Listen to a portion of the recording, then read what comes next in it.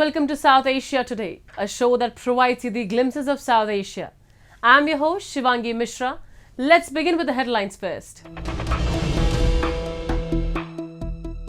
Workshop for encouraging theatre organized in Srinagar.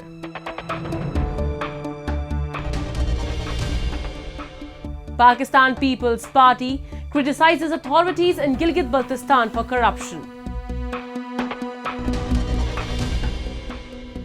And Elephant Parade Festival in southern India draws to an end.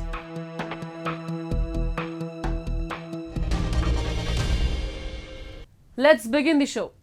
The Islamic State, also known as Daesh, with its roots in Iraq and Syria, was founded by Abu Musab al-Zawahiri in 1999. The terrorist Islamist group, which follows the Salafi jihadist branch of Sunni Islam, gained global prominence in 2014 and rapidly spreads its footprint in South Asia, the region with a large Muslim population. A recent leaked document has revealed Islamic State using Afghanistan as its safe haven to operate and target important installations in Europe, Asia and United States. A report. Recent deadly attacks by the Islamic State in South Asia, including Pakistan, Afghanistan and India, indicate the growing presence of ISIS in the region. According to leaked Pentagon memos, ISIS is re-emerging in Afghanistan and plotting attacks across Europe, Asia, and aspirational plots against the United States. The leaked memos indicated that specific targets included churches, embassies, and business centers. According to the Washington Post, which was the first outlet to report the news, ISIS has coordinated 15 specific plots from Afghanistan since the U.S. withdrawal in 2021. The deadly suicide bomb at Kabul International Airport in August of 2021, for example, which killed 13 U.S. service members, was set off by an ISIS member. We may talk about ISIS targeting targets in Afghanistan, but when it comes to state stability, especially the stability of Taliban government, the Taliban government believes that these attacks do not disturb it at all. Yes, when they do attempt to attack Taliban or the state of Afghanistan, then the Taliban does take action and it takes severe action.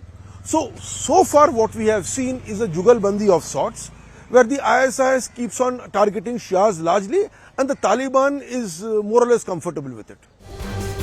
The Newslines Institute, a U.S.-based think tank, says that ISIS in South Asia is concerned with recruiting for the Khorasan branch, and thus seeks to leverage online networks and local politics to form cells and conduct sporadic attacks.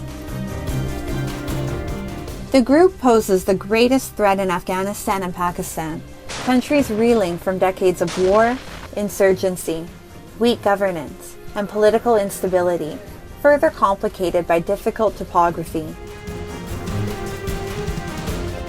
All power vacuums will always lead to this kind of a terrorist organization coming up, irrespective of where it is. Now, the question, of course, is could America went in to block that power vacuum. After 20 years, losing the war, what were they realistically meant to do? It was, they just can't keep throwing troops and money into a war which isn't going anywhere. So they had to kind of move out. I don't think the power vacuum this time is as big as it was the last time. The last time the Taliban literally allowed things to happen, and that is why they lost their state. The Islamic State has a massive presence in Pakistan's Balochistan and Khyber Pakhtunkhwa provinces, which share borders with Afghanistan. These provinces have witnessed frequent terror attacks by ISIS, as the outfit wants to establish its prominence in the region.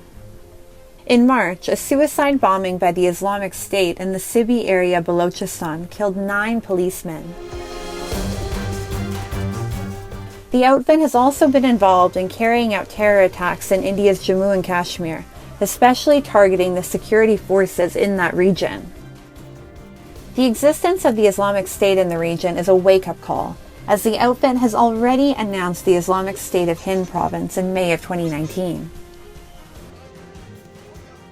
The Islamic State's growth in these regions indicates that the Islamist group may aim to launch a violent campaign when conditions are suitable.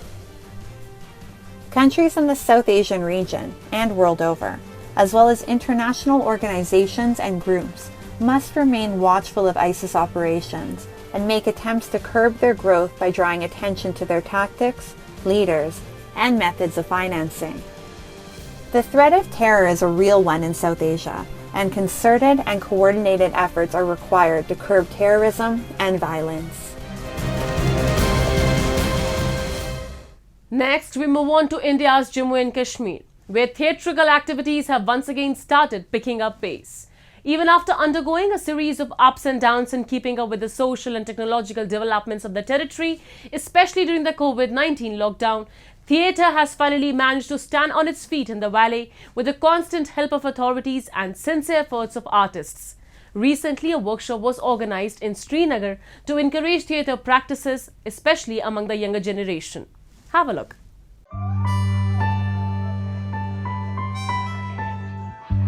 Art is a medium of communication, and it has been so since the dawn of human civilization. People, since time immemorial, have used art to contribute to the evolution of human thought and society. Such evolved human thought and creativity are intrinsic to the ancient culture of Kashmir, which boasts of a rich theatrical history and finds mention in a number of ancient literary texts like Kalhana's Ras Tarangini. Artists and authorities in Jammu and Kashmir are committed to the cultural continuity of theatre. Recently, a workshop was organized by Actors Creative Theatre, an organization that encourages arts among the younger generation. During the workshop, participants interacted with the famed actor Mir Sarwar and other theatre experts who gave insights into performing theatre arts, including script writing, dialogue delivery, set designing, and costumes, among other many things.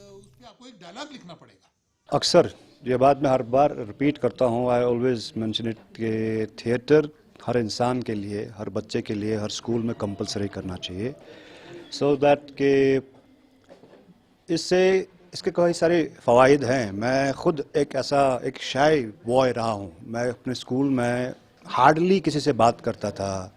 अगर by chance teacher ने कहा कि खड़े होकर कुछ बोलना है तो आई यूज्ड टू शिवर. अचानक कुछ बट थर से कसान. So I did lack that confidence. और थिएटर एक ऐसा प्लेटफॉर्म है, एक ऐसा मीडियम है जिससे उस पर काम किया जा सकता है. ये आपकी ज़बान पे, आपकी कॉन्फिडेंस पे, आपकी बॉडी लैंग्वेज पे, आपकी कंप्लीट पर्सनालिटी डेवलप करती है. इससे हमें बहुत बेनिफिट मिलता है कि ऐसे वर्कशॉप्स होते हैं. आई रिमेंबर कि 2003 में मैंने नेशनल स्कूल ऑफ ड्रामा का वर्कशॉप किया था. रैना साहब, मैम के रैना सर हमारे डायरेक्टर थे उसमें. और उससे पहले सिर्फ मैंने एक प्ले किया था दिल्ली में, जूलियस सीजर के आखिरी 7 दिन मिस्टर बापी दा के साथ. और आई वुड से कि like that was a turning point of my life. The theatre workshop got a huge response from the artists and youngsters in Kashmir who enthusiastically participated in the workshop activities in order to hone their theatre skills to perfection. Undoubtedly, theatre is an inherent part of human nature that cannot be separated from the spirit of knowing and expressing emotions.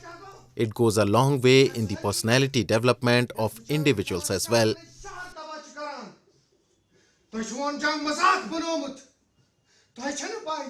अगर आप अपनी personality development करना चाहते हैं वो theatre से हो सकता है. थिएटर्स में आपको बहुत सारी चीज़ें सीखने को मिलती है. आपको कैसे इंसान से आगे जाके कैसे बात करनी है, बड़े से कैसे बात करनी है, वो चीज़ आपको सीखने को मिलती है. बुनियाद थिएटर है सबकी. फॉर एग्जांपल हमें इमोशंस यहाँ पे सीखे आए गए 9 इमोशंस, जिसमें हमने लव सीखा, हमने बहुत सारे एक्सप्रेशंस है, हैप्पीनेस वगैरह, बहुत सारे एक्सप्रेशंस सीखे. तो इंसान कहीं ना कहीं इस चीज़ से बहुत रिलेट करता है. जैसे कि समाज में जो चीज़ें हो रही होती है, थिएटर आपको दिखाता है कि आप उस चीज़ को पूरा परखे, आप उस चीज़ को पूरा उससे सीखे. तो थिएटर आपको वो चीज़ सिखाता है. Apart from being a medium to enrich values and personality, theatre plays an active role in conveying messages of social concerns to the masses. Therefore, it is important that the audience as well as artists understand social responsibility and the influence that theatre can make among the masses. ज़रूरी है इससे जो हम act करते हैं इससे message पहुंचती है लोगों की तरफ और उनका मतलब साइकोलॉजिकली इम्पैक्ट पड़ता है उन पे। और ये बहुत ही हम मतलब इजी नहीं है ये चीज़ें करना, हमें भी बहुत सारी मेहनत करनी पड़ती है इसके लिए।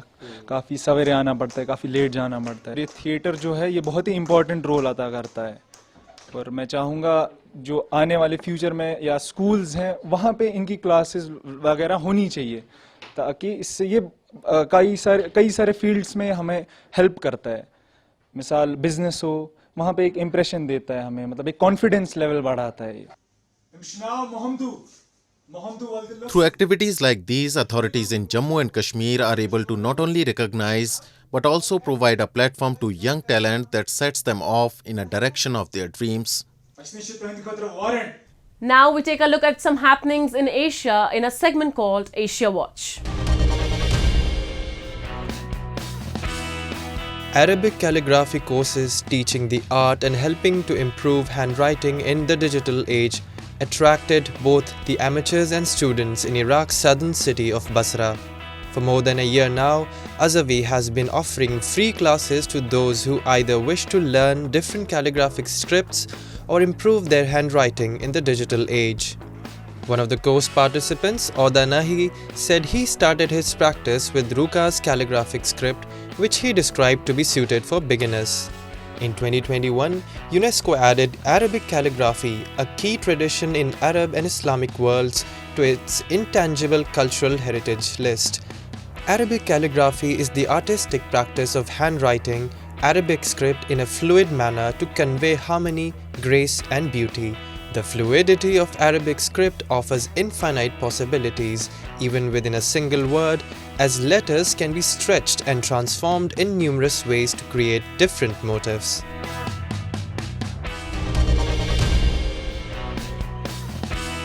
Hungarian police fired tear gas at teenagers and detained 5 people at a rally outside Prime Minister Viktor Orban's offices after a protest against a new law that would eliminate teachers' public servant status.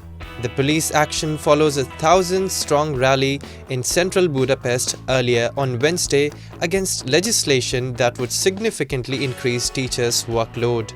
The protest was the latest in a series of demonstrations over the past year for better working conditions for the teachers. Police said the decision to fire tear gas at protesters was triggered by a breakaway group of participants of the afternoon rally marching at Orban's offices, breaking up barricades around a nearby construction site and pelting policemen with debris. In power since 2010, nationalist Orban has clashed bitterly with European Union over democratic norms as the Hungarian leader tightened restrictions on NGOs, media, academics and judges and cracked down on the rights of migrants and gays. Almost 5,000 teachers have already said they will leave their profession if a so-called status law comes into force. But Orban's government is going ahead with the reforms that would strip teachers of some of their job security. Over the past year, teachers have demonstrated and gone on strikes for higher wages as Hungary's inflation running above 25% erodes salaries that are already below the national average and second to last among OECD countries according to 2021 data. Many critics refer to the proposed law as the revenge law, perceived as punishment for teachers' year-long resistance.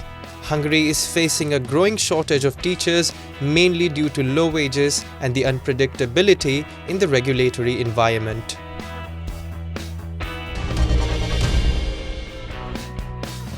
Thousands of South Korean workers occupied a boulevard in downtown Seoul, staging a large-scale May Day rally to demand improved labor rights and better working conditions. At the rally, the group also declared its plan to hold a general strike in July to denounce the labor policies of South Korean President Yoon Suk-yeol's administration. The conservative Yoon, who took office in 2022, has repeatedly said his government would strictly apply the law to labor relations in a country with a long record of fractious industrial relations.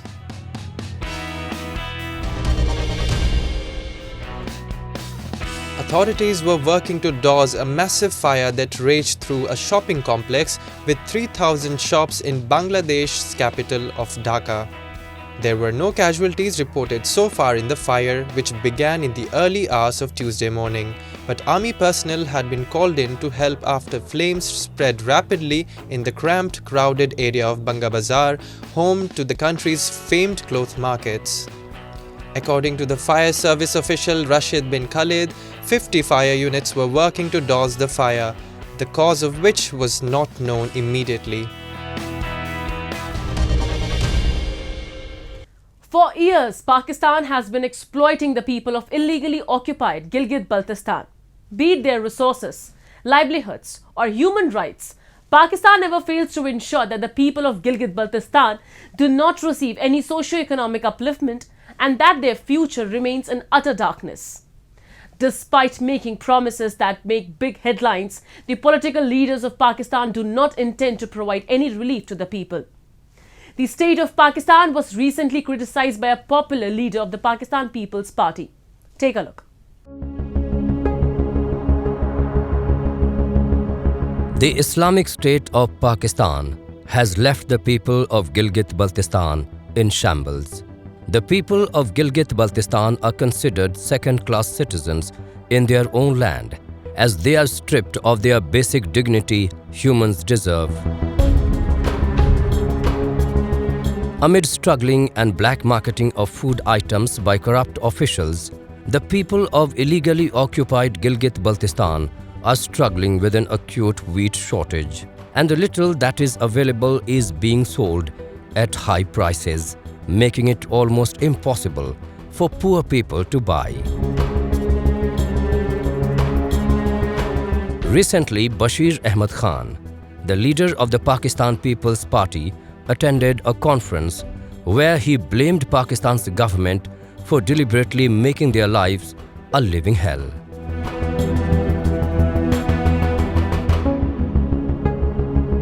इस वक्त सबसे बड़ा मसला पैदा हुआ है wheat का। गंदम को माजी की तरह दियावर की आबादी के हिसाब से तकसीम किया जाए, कोई और ज्यादा मुतालबा हम नहीं कर रहे हैं। देखो पॉपुलेशन है, 10 इजला हैं, 10 इजला में से 10 जिलों सबको मिलना चाहिए, पॉपुलेशन बेस्ड होनी चाहिए, पॉपुलेशन के हिसाब से उन लोगों को तकसीम होना चाहिए, चाहे वो गजर हैं, बल्तिस्तान के किसी भी ज़िले में है, गिलगित में है, दियामर में भी है, और दियामर में इस वक्त सबसे क्राइसिस है बहुत ज़्यादा। दिन को मुझे यकीन आप अल्लाह पे करें, हालांकि दियामर में अल्लाह ताला ने हमारे लोगों को ज़मीनों से भी नवाजा है, सब कुछ है, लेकिन उसके बावजूद भी डेली 15 फ़ोन मुझे मेरे हल्के के लोगों का जो है ना गंदम और आटे के लिए टेलीफोन आते हैं। ये कभी हमने नहीं सोचा था। तो क्यों सूबाई गवर्नमेंट इसमें क्राइसिस पैदा कर रही है?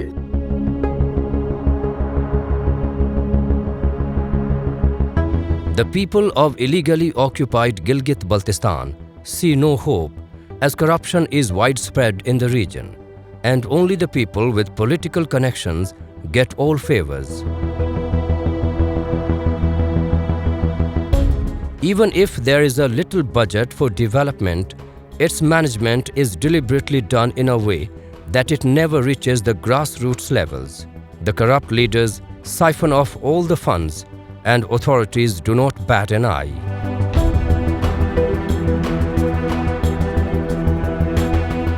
रियासत का पैसा है, रियासत का पैसा किसी को भी हम इस तरह जो है ना गलत तरीके से, बगैर प्रोसेस के, बगैर कानून कायदे के हम बर्दाश्त नहीं कर सकते। हम एहतजाज करेंगे। बेशक हुकूमत इनकी है, और जो बेड गवर्नेंस इस वक्त आप देख रहे हैं जीबी के अंदर, हमारा चीफ मिनिस्टर इस वक्त जमान पार्क की चौकीदारी कर रहा है, हमारा वजीर दाखिला खुद साख्ता बना हुआ है, जमान पार्क की चौकीदारी के लिए बनाया गया है। लेकिन ऐसा भी तो नहीं है, इतना बड़ा गदर नहीं होना चाहिए। वो 11 करोड़ रुपए किस पर्पज के लिए खर्च किया है? जमान पार्क के लिए, रैली के लिए, इनके वर्करों को बांटने के लिए, और फाइनेंस सेक्रेटरी को वो रातों रात अपना सीएम साहब ओएसडी बना देता है, जो कि आपके रूल ऑफ बिजनेस इजाजत ही नहीं दे रहा है।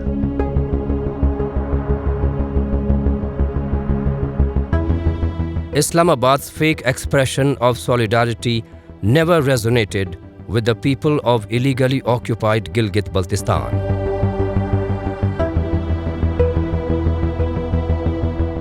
Be it exploiting their resources or keeping them bereft of their rights, Pakistan has left no stone unturned in pushing their lives towards complete darkness.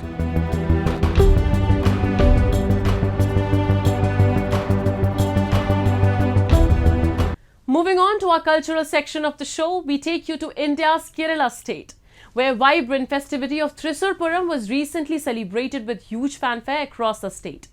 Regarded as the mother of all the Purams, the festival was the brainchild of Saktan Thampuran, the Maharaja of Cochin from 1790 to 1805. Have a look. Thrissur city of Kerala came alive with colourful festivities. As one of the biggest annual carnivals of the state, Thrissur Puram was celebrated with huge fanfare. Held at Vadakkumnatham temple situated in Thikkinkadu Medan of the city, the festival is observed in the Malayalam month of Medam on Puram day when the moon rises with the Puram star. Considered as the cultural highlight that towers all other festivals in Kerala, various temples participate in the event to showcase the state's magnificent spiritual and cultural heritage.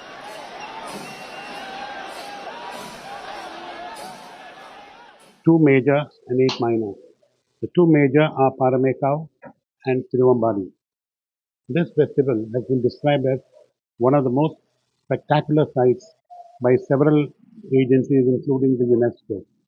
The two major participants line up their procession with 15 decorated elephants and converge at the Sri Vadakkunathan temple.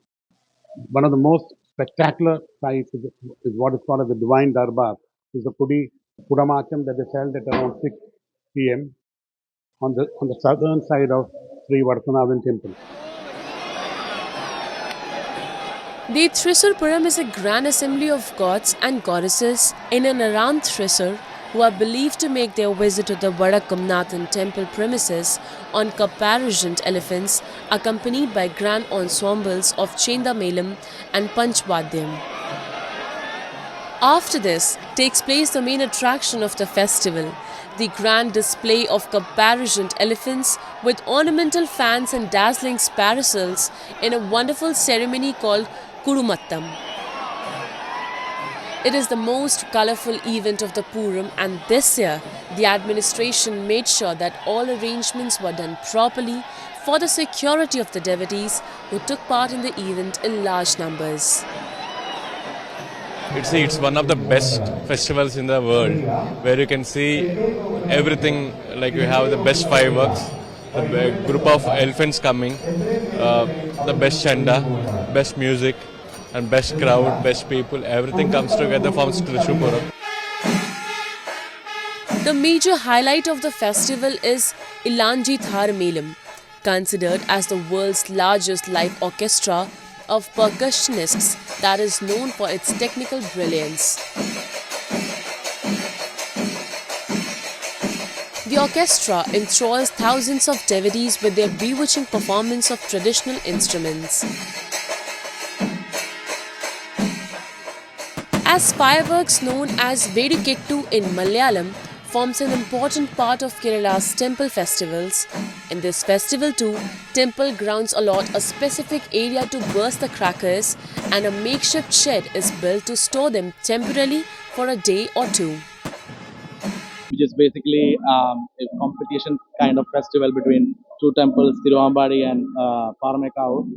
So it's a great festival and has been there for years, and due to Corona and COVID, I guess this was slightly delayed in the year of 2020, 2021. But after that, this has really flourished up, and this time it should be we're expecting it as a mega event. Because of holidays and people coming around. So wish everyone the best to enjoy this Puram. Happy Thrissur Puram 2023. Believed to have been started by King Saktan Thampuran of the 18th century Kochi kingdom, Thrissur Puram is a perfect mix of culture and spirituality. Today, with its popularity reaching a new high, it has been successfully carving its own niche in the country's annual carnival calendar. ആദ്യമായിട്ടാണ് പൂരം കാണാൻ വേണ്ടിയിട്ട് ഇവിടെ എത്തിയിരിക്കുന്നത്. അത് നല്ല രീതിയിൽ ആഘോഷ തിമിർത്തിട്ട് തന്നെയാണ് നമ്മൾ പോകാൻ വേണ്ടി തീരുമാനിച്ചിരിക്കുന്നത്. വെടിക്കെട്ടെല്ലാം കഴിഞ്ഞ് വെളുപ്പം കാലത്തെ വെടിക്കെട്ടും പകലുള്ള വെടിക്കെട്ടും നാളത്തെ എല്ലാ പരിപാടിയും കഴിഞ്ഞ ശേഷം മാത്രമേ ഇവിടെ നിന്ന് തിരിച്ചു മടങ്ങുള്ളൂ. Thousands of devotees braving the heat and humid weather thronged the temple just to witness the ceremonies and rituals performed during the magnificent festival.